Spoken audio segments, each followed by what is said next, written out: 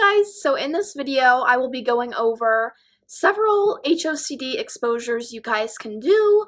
In previous videos I have kind of dabbled here and there and giving you a couple exposures at the end of the video. This video is just going to be dedicated to me giving you a few exposures that you can do. Some are extreme, some are mild, but all of them will help you, I can assure that. Okay, so the first one, looking at triggering images and videos. So I would say you can do this with a celebrity of your choice that you feel is conventionally attractive, a same-sex celebrity or an opposite sex, depending on, your theme and your obsession. You're going to look at their images and their videos and expose yourself to them. You might even want to rate their attractiveness from 1 to 10, admitting to yourself that you do see them as an attractive person. That can be super triggering for some people. Okay, following up with that, I like the whole celebrity exposure.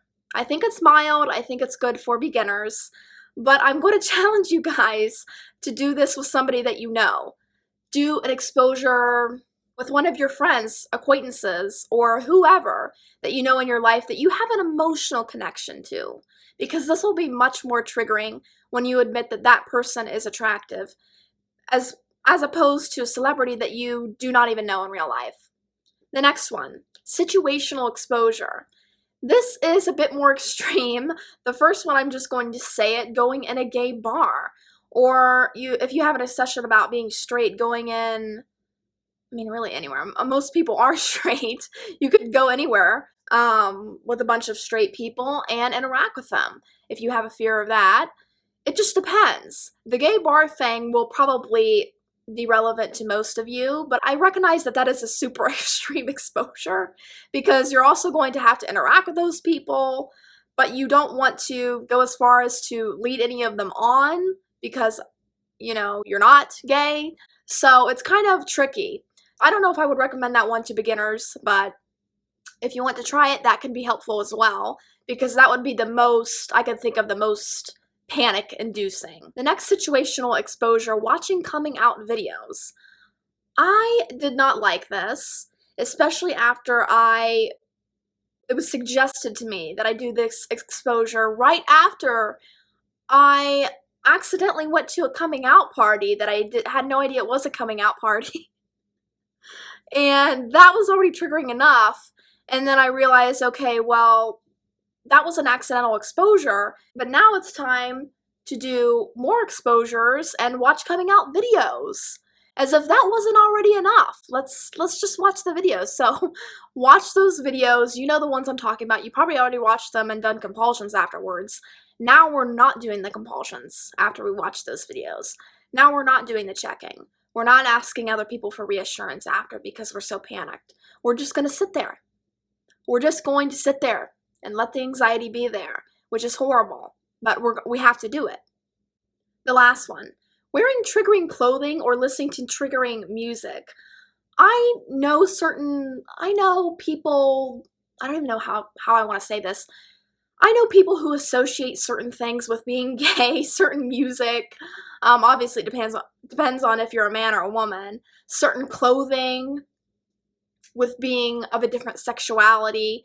Whatever is opposite of your sexuality that you feel would look gay, wear that, listen to that music. Just kind of immerse yourself in it temporarily, because that could also be anxiety-inducing.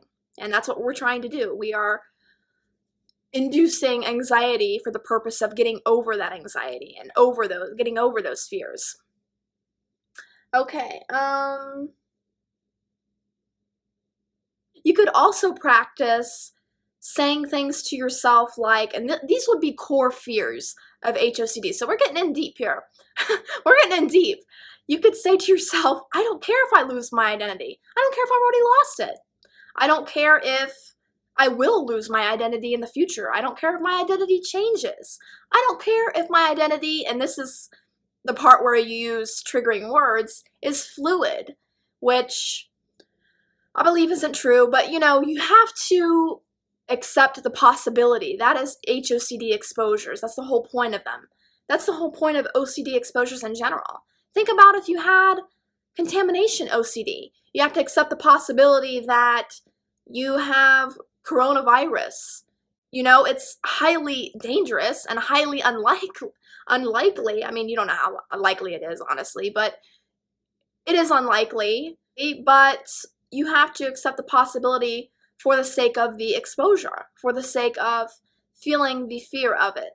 When we say we don't care if our identity changes, we don't care if our identity is not what it appears to be, this triggers you so much because this is the core fear of HOCD, that your identity is not what you know it to be, okay? So obviously you do care, and that's why you care so much that this will trigger you the most out of all of them. I guarantee it.